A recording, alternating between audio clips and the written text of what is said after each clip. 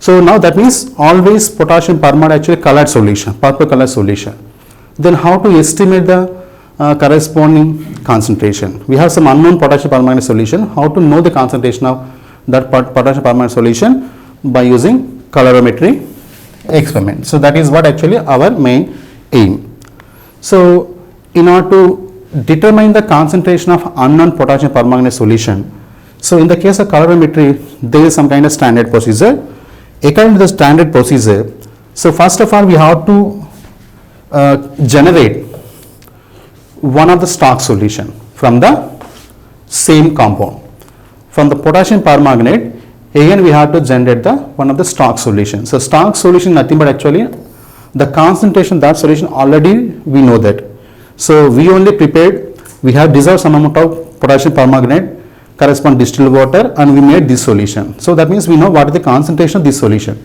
So that is actually called stock solution. So first of all we have to make stock solution in this manner. We have to make stock solution in this manner. After that, from the stock solution we have to create 10 different solutions in this manner by using 10 ml volumetric flask in this manner. What is the procedure? So this stock solution actually fill it into the burette. Then in the first volumetric flask we have taken the only 1 ml of this stock solution. In the second sample 2 ml. In the third solution 3 ml. After that 4 ml, 5 ml, 6 ml, 7 ml, 8 ml, 9 ml, 10 ml. Like this in each case we are actually adding more amount of stock solution and the remaining volume we actually filled with distilled water. The remaining volume up to the mark. So up to the mark we filled with distilled water only. So like this we have to make 10 different solutions for the absorption measurement.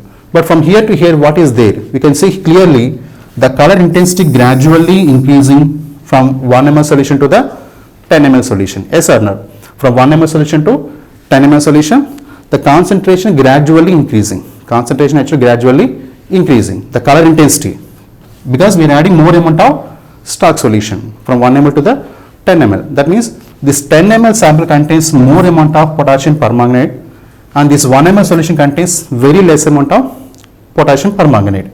And the color intensity also gradually increasing with respect to corresponding amount only. Okay. So then what we have to do, once we make stock solutions or problem solutions in this manner, and this is the instrument, this is the colorimeter instrument. So here, so this is the sample holder. So this is the sample cell. So this cell we have to introduce into this particular sample holder like this. This is a sample holder and this is the, so here we have a filter. This is actually filter.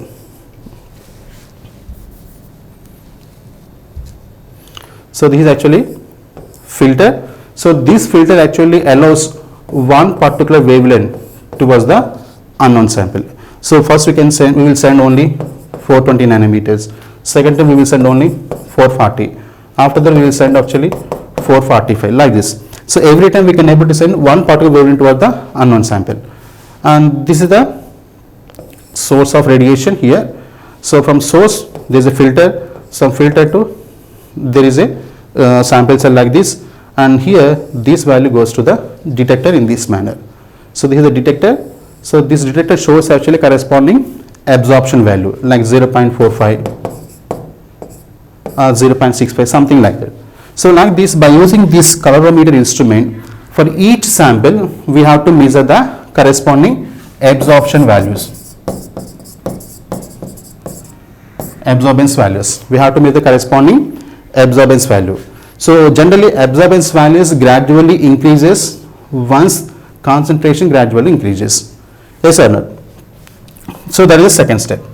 So once we measure the absorbance values for the each and every sample, so what is the solution we prepared?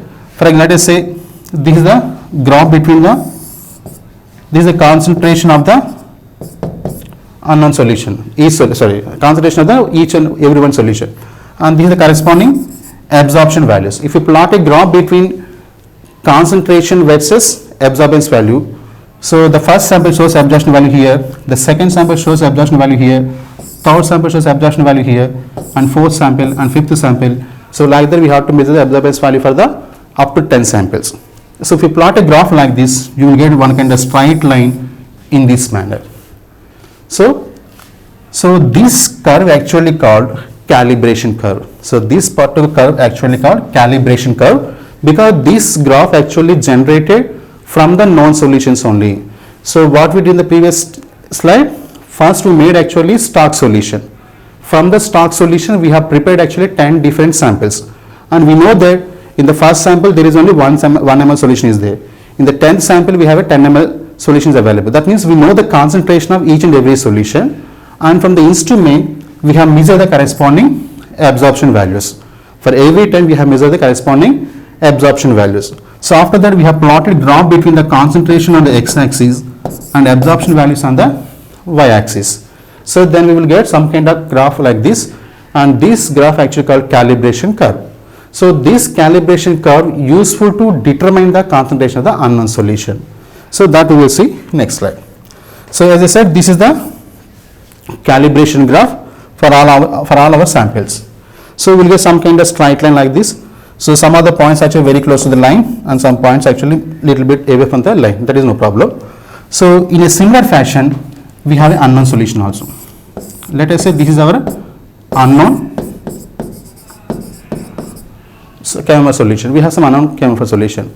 So for this unknown KMF solution also, just measure the corresponding absorption value and note down the what is the absorption value. So let us say this is the absorption value for the unknown solution.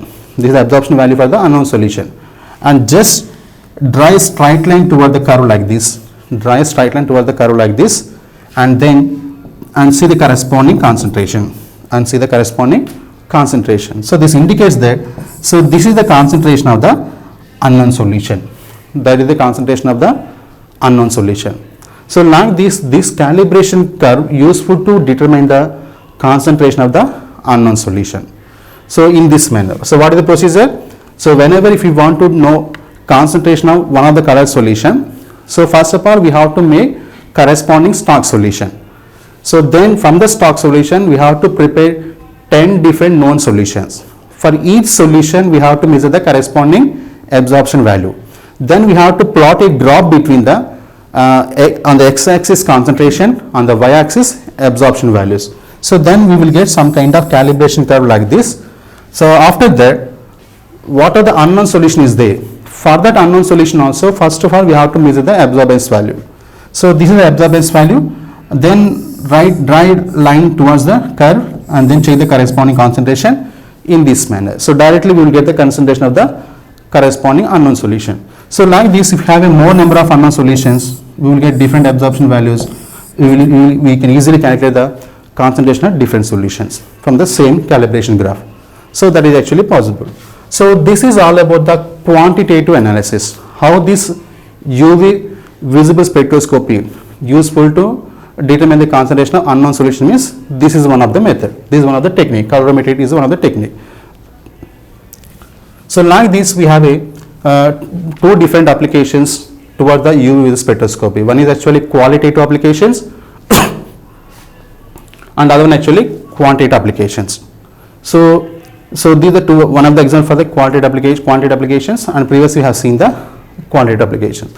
So this is all about the UV visible spectroscopy and corresponding applications and all those things. So in the next class onwards, we will discuss about the infrared spectroscopy, or what is the principle on the infrared spectroscopy, what are the applications of infrared spectroscopy, what are the different vibrations are possible in the case of IR spectrum, and all those things we will discuss in the next class onwards. Okay. So this is all about the UV visible spectroscopy, and if you have any doubts from this topic, so please contact me. I will try to explain your doubts. So thank you one and all for watching this video. Thank you so much.